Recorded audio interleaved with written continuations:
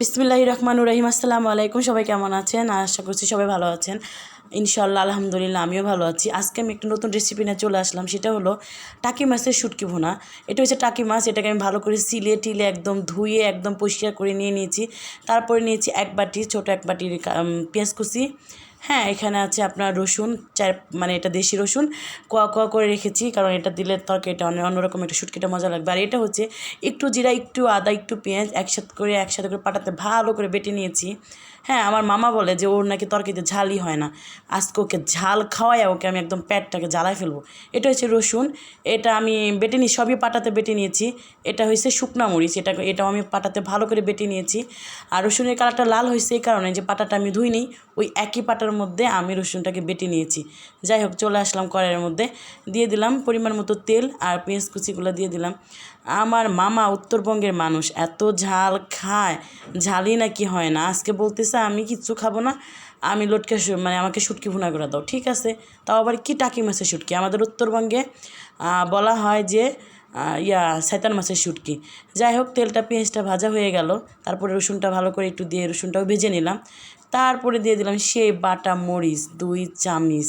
যা মামা, আজকে তোর পেটটাকে একদম জ্বলে পুড়ে ছাই হয়ে যাবে। হ্যাঁ, এটা হয়েছে সেই রসুন বাটা 1 চা চামচ দিলাম। যাই হোক, মামা খালি বলে যে খালি শাক রান্না করে দাও, এটা রান্না করে দাও, সেটা রান্না করে দাও। মানে উনি মাছ মাংস কিছুই খাবেন না, ওনার ভালো লাগে না। বাটা মশলাগুলো সব এক এক করে দিয়ে নিলাম। দিয়ে ভালো করে আমি এগুলো নেড়ে দিচ্ছি। যাই হোক, যার মামা আছে তার অনেক অনেক শান্তি। আমার মামা এটা ছোটোটা আসছে, একজন তো প্রবাসী চলে গেছেন, আরেকজন। হ্যাঁ, এই নাকি মনে করেন যাই দেয় না, ওনাকে ঝাল লাগবেই, ঝাল লাগবেই। দাও আমাকে অন্য কিছু দাও। ঠিক আছে, চলো তোমাকে আজকে মরিচ ভর্তা খাওয়াবো আমি।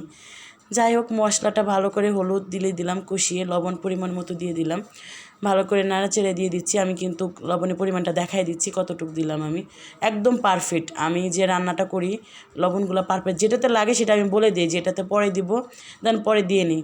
তারপরে দিয়ে দিলাম পরিমাণ মতো একটু পানি, কারণ মশলাটা তো কষাতে হবে।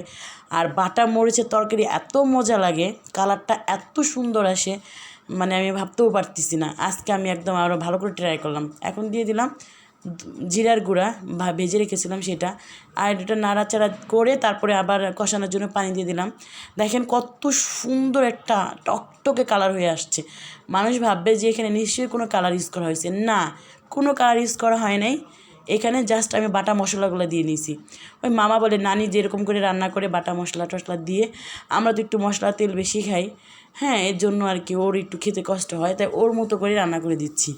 হ্যাঁ, এখন মশলাটা ভালো করে কষিয়ে নিয়েছি। আমি কিন্তু মশলাটা ঢেকে কষিয়ে নিয়েছি, মাঝে মাঝে আবার নেড়ে চেড়ে দিয়েছি। এখন শুটকিটা দিলাম, শুটকিটা দিয়ে ভালো করে আমি 4-5টা নেড়ে চেড়ে দিচ্ছি, যাতে একদম সব কিছু একদম মাখা মাখা হয়ে যায়। বাস, আবার ঢেকে দিয়েছিলাম আমি, তারপরে দিয়ে দিলাম আবারও পানি, কারণ শুটকিটা আমি ভালো করে কষাচ্ছি। হ্যাঁ, এটা কারণ আমি তো বারবারই বলে দিই যে আপনারা একটা জিনিস ফলো করবেন, তরকারির মশলাটা কষানোটা। তারপরে আবার কষানোর ঝোলটা টেনে আসছিলো, পানি দিয়ে আমি আবার মনে করেন সুন্দর করে আবারও এটাকে অনেকক্ষণ ধরে রান্না করে নিলাম, 5-6 মিনিটের মতো। দেখেন আমার রান্নাটা হয়ে গেছে, জাস্ট খালি কালারটা দেখেন। আর খেতে তো বললাম দারুণ। এই দেখেন আমার শয়তান মাছের শুটকি বোনা হয়ে গেছে। আমাদের ভুঁইয়ামারিতে বলা হয় যে শয়তান মাছ, আর ঢাকাতে আমরা বলি টাকি মাছ, সেই মাছের শুটকি। অবশ্যই যারা শুটকি পছন্দ করেন তারা কিন্তু অবশ্যই আমাকে কমেন্ট করে জানাবেন, হ্যাঁ শুটকির তরকারিটা কেমন হয়েছে। আর যারা ঝাল খান অবশ্যই কমেন্ট করবেন ঝাল কীরকম হয়েছে। সবাই ভালো থাকবেন।